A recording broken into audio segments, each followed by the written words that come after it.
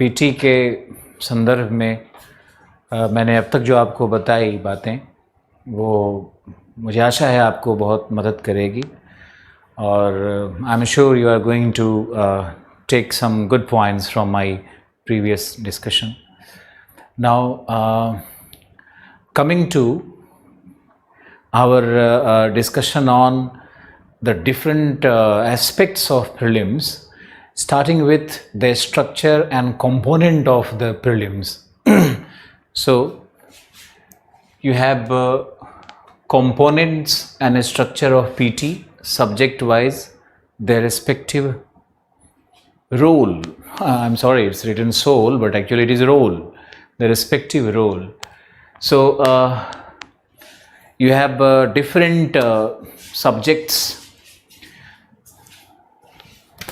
and UPSC is always changing the pattern. So you will find that sometime the polity and governance has taken the center stage, and sometime you will find that geography and environment is has become more important. Sometime we'll find that history, culture has 20-25 questions, and sometime we'll find that current affairs have been given more than required emphasis.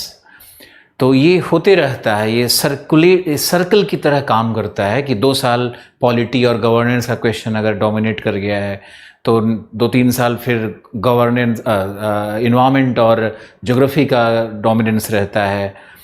तो लेकिन you go through the last 10 years question paper and will find that geography and environment together will have at least a minimum of 25 questions and maximum of 40-45 questions also.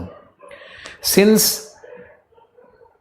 IFS is also included in the same preliminary examination, so there is a greater emphasis on the questions coming from environment and geography.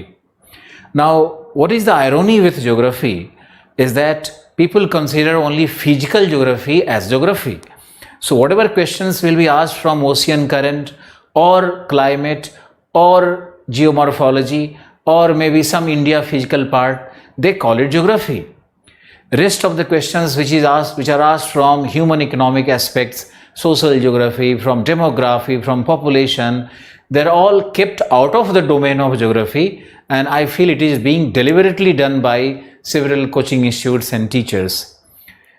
But reality is that geography is going to cover your 10 questions from the physical aspect, 10 questions from the human and economic aspect, which will include industry, resource, and maybe agriculture, even the contemporary issues, the disaster management, etc.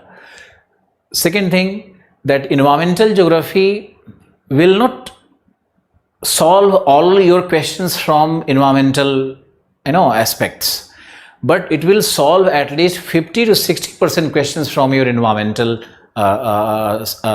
topics.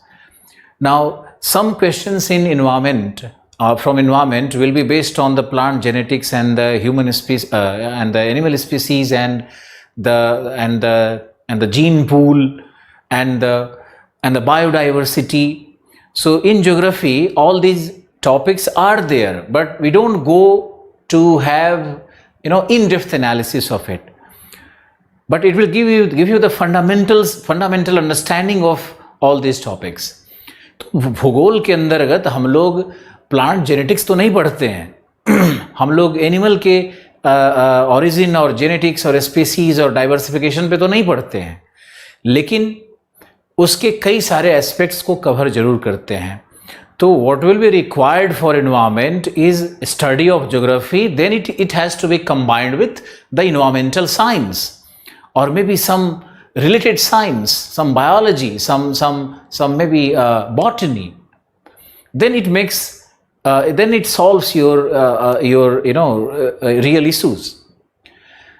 तुमको एक काम करना होगा आप लोगों को कि geography का इन्वायरमेंटल पार्ट पढ़ने के बाद बायोलॉजी या फिर जो एग्रीकल्चर साइंस है या फिर बॉटनी है या फिर इन्वायरमेंटल साइंस है, उसके कुछ चैप्टर्स को पढ़ना और उसको कंबाइन करना. ये बहुत आवश्यक होता है. Then it will give you the complete package for geography and environment. So my idea to crack prelims is that you have to pick the first great category of a subject combination, and that is geography plus environment. Now geography will have three components. You will have physical geography, you will have human and economic geography, then you will have Indian geography, and in Indian geography again you will have certain categories, categorizations. You will have again the physical India, and then you will have the human and economic, and then the environmental issues in India. So in environmental issues, all the biosphere reserves, all the sanctuaries, all the biodiversity zones of India, all the floristic zones of India, all the vegetation zone of India, everything has to be studied, and studied with depth. So you have these three topics here from Indian geography, and physical and human. Now environment may again I classify it into two. One is that ecology part, the ecological aspects of environment.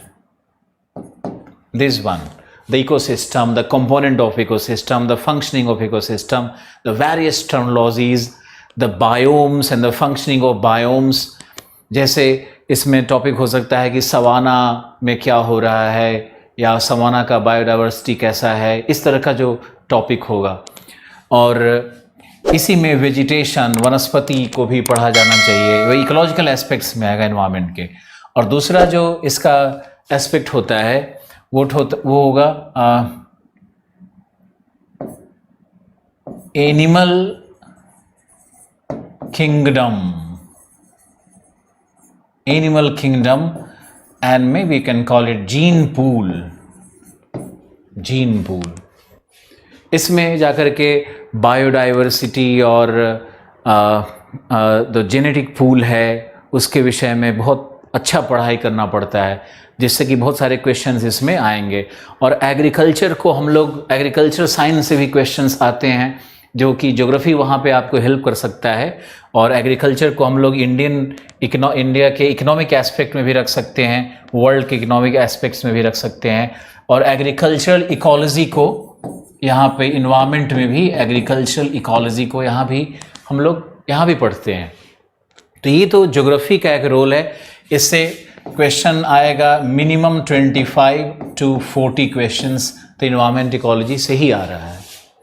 अब जो component का second part होगा, जो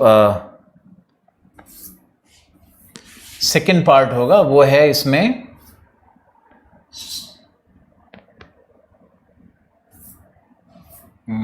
I'm not able to do it.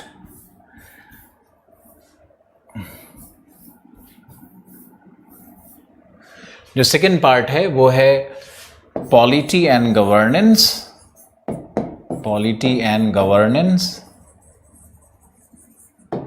इसमें constitution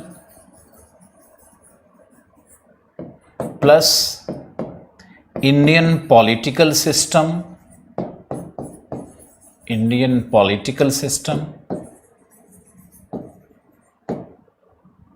plus Indian administration plus इसी में हम लोग इंक्लूड कर लेते हैं world political system plus international relations. ये जो कॉम्बिनेशन है, इस कॉम्बिनेशन में से भी कम से कम 20-25 क्वेश्चंस का प्रोबेबिलिटी रहता है. और ये सेकंड बहुत बड़ा कंपोनेंट होगा आपके पीटी के लिए, और इसकी तैयारी बहुत अच्छे से करनी है आपको. फिर तीसरा जो सबसे इम्पोर्टेंट कंपोनेंट होगा वो होगा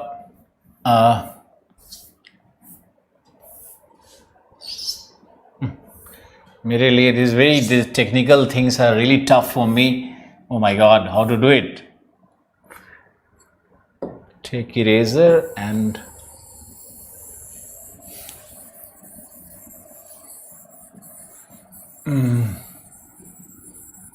I'm sorry, I took extra time for it.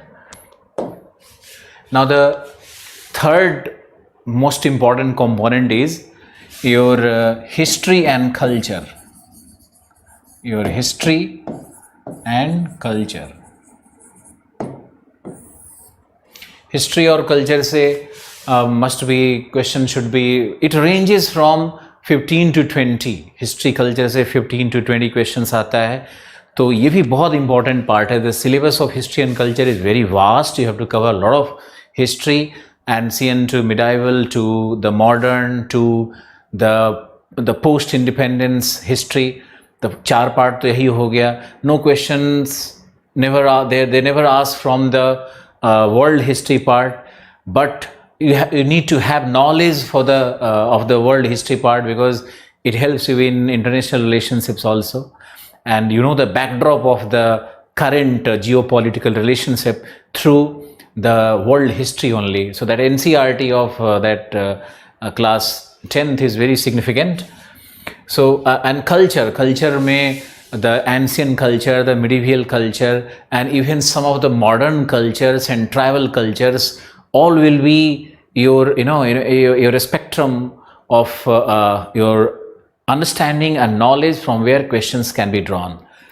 Now the fourth component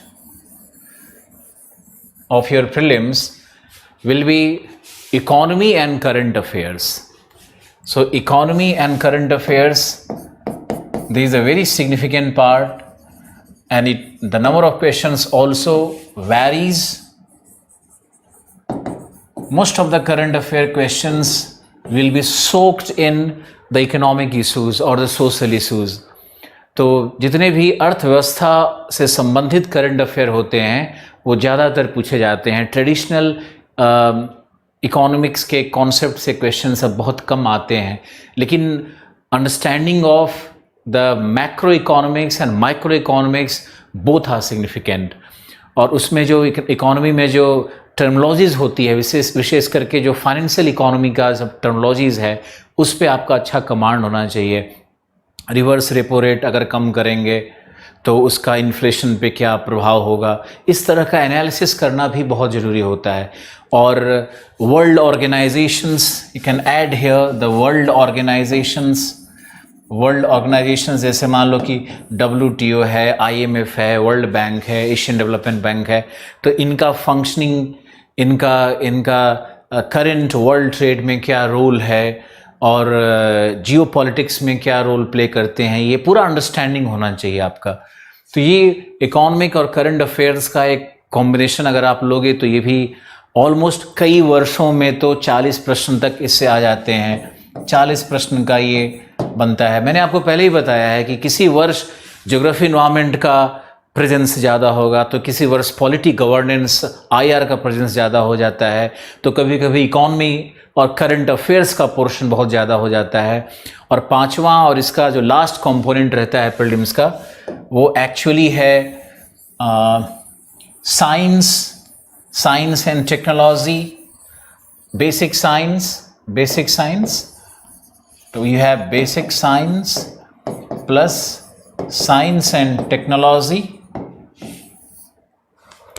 और कुछ may be some questions could be based on your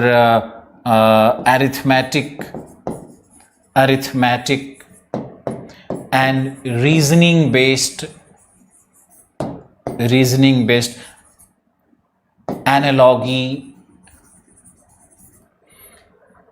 aptitude,